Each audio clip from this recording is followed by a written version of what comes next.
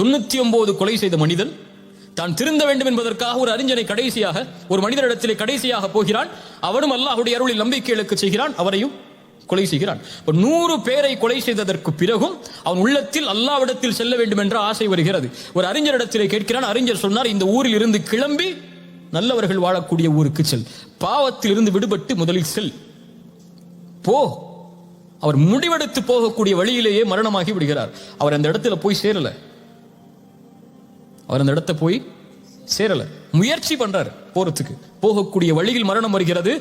அவர் உண்மையில் அல்லாஹ்வுடைய அளவுகோலின்படி, இயற்கையின் அளவுகோலின்படி பாவிகளுடைய ஊருக்கு தான் அருகாமையில் இருந்தார். ஆனால் அல்லாஹ் நல்லவர்களுடைய ஊருக்கு அவரை அருகாமையில் ஆக்கி நல்லவர்களின் உயிர்களை கைப்பற்றக்கூடிய மலக்குகளை கைப்பற்ற அல்லாஹ் அனுமதித்தது ஏன்? அவர் நாடினார். முதலில் அதை செயல்படுத்துவதற்கு கொஞ்சம் நடந்து சென்றார்.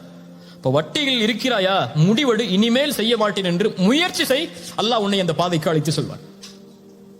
ஒரு விஷயத்தில் ஒரு உறவு உனக்கு ஹராமாக இருக்கிறதா, அன்று விடு, அல்லாஹ் உனக்கு அதை ஹலாலாக்குவான். அல்லது உன் ஹராமே உன் ஹலாலை தடுத்து விடும்.